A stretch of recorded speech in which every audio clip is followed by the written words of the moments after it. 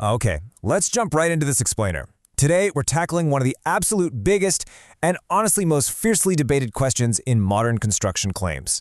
We'll be looking at a presentation titled Beyond the Critical Path, the True Cost of Delay, and we are going to explore whether critical path analysis alone is actually enough for a fair extension of time or EOT evaluation. Now, for those who might need a quick refresher, an EOT is basically a contractual safety net. It grants contractors more time to finish a project without facing heavy financial penalties for delays that are totally out of their control. That's exactly why EOT exists in the first place, to keep things fair when the unexpected happens. If you've ever managed a major project, you know for a fact that time is money. But as we're about to see, the way we actually measure that time might be missing half the story. Here is our roadmap for today. 1. The critical path standard. 2. The truth about float. 3. Resource disruption reality. 4. The productivity drain. And 5. Rethinking EOT evaluations.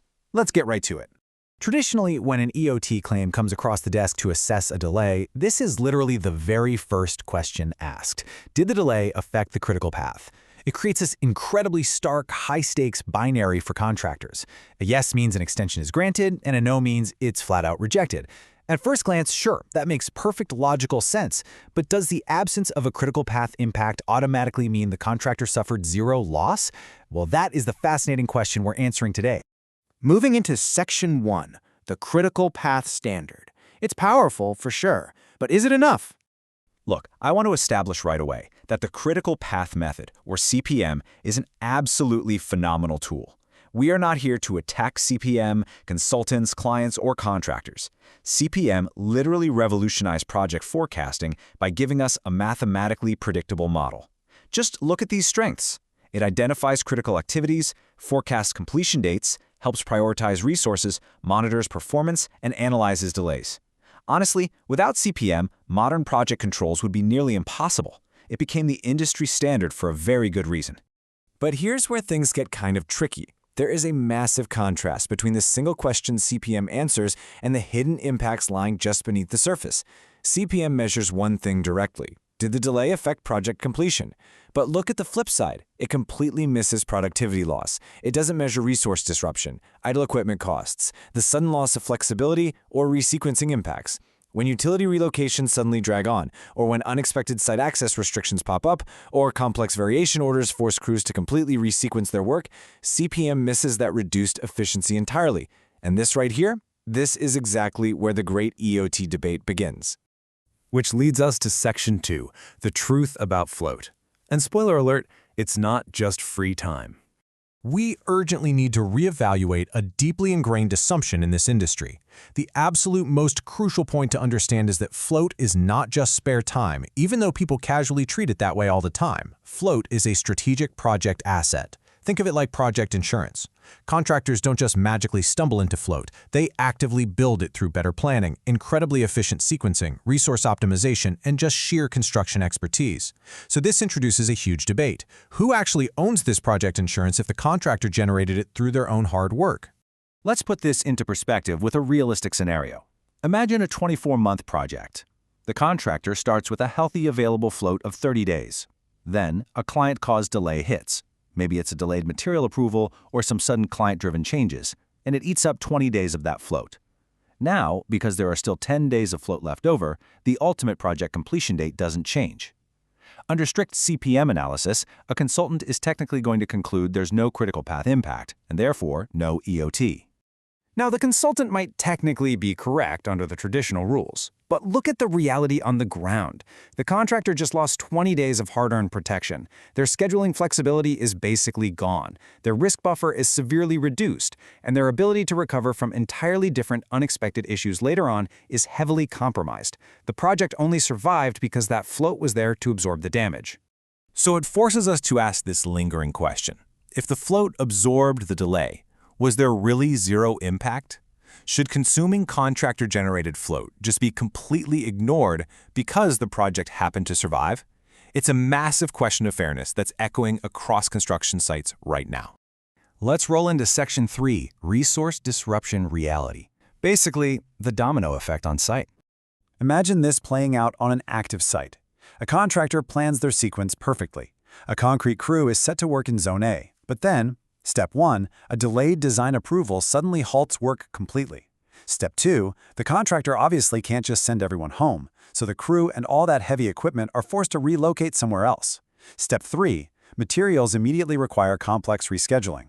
Step 4, work that was supposed to be easy and sequential now requires massive overtime and extra management costs later just to catch up.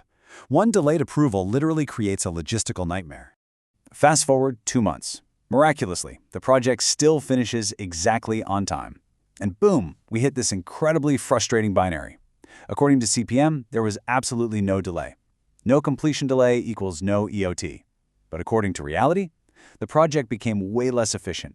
The contractor had to reassign supervisors, change work sequences, and bleed significant additional money just to keep things moving.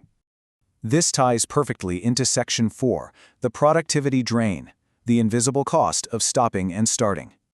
Construction isn't just about marking days off a calendar, right? It is heavily dependent on maintaining actual productivity. Look at how perfectly this data contrasts an uninterrupted workflow against a disrupted one. In scenario A, 100 workers have a continuous workflow over 10 days and they finish on time. In scenario B, you have the exact same 100 workers, but the workflow is repeatedly stopped and restarted. Heavy equipment sits idle. Crews lose their rhythm. Productivity inevitably tanks when you lose that momentum. So that identical scope of work now takes 15 days. Yet somehow, in both scenarios, the overall project still finishes on time.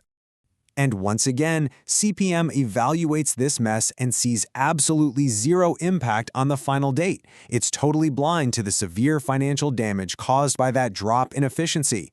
The completion date remained unchanged, sure, but labor costs increased dramatically. You had to pay 100 workers for an extra 5 days. The contractor experiences very real financial damage, but under a strict CPM-only framework, that damage is effectively invisible. Okay, bringing it all home in Section 5, rethinking EOT evaluations. This is the fundamental question for modern construction.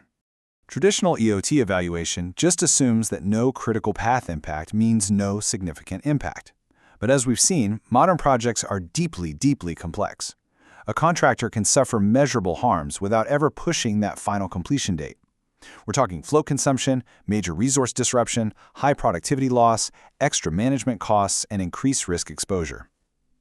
We really have to ask if was the completion date delayed is still the right question. And this is exactly why the industry is exploring modern approaches. Things like time impact analysis, resource-based analysis, productivity analysis, windows analysis, real-time project controls, and digital construction intelligence. We need tools to actually measure real site conditions and financial impacts. These modern evaluation methods are actively trying to capture the reality expressed perfectly in this quote. Yet project health involves much more than completion date alone. Float has value, productivity has value, flexibility has value, resource stability has value. The overall health of a project just cannot be measured solely by that final day on the calendar. CPM is essential, absolutely, but perhaps CPM alone just can't capture the full reality of construction disruptions today. So I'll leave you with this final provocative thought.